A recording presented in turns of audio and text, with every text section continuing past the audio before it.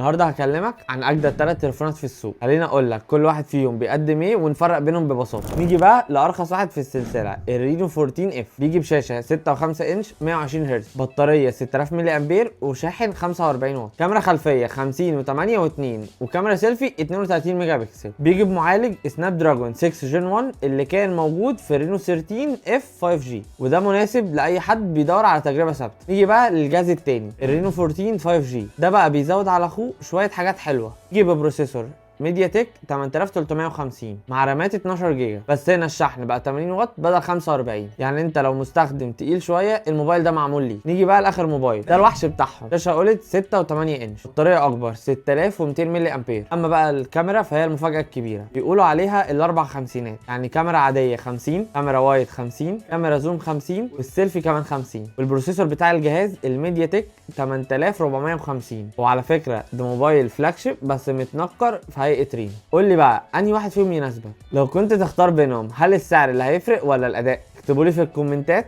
سلام.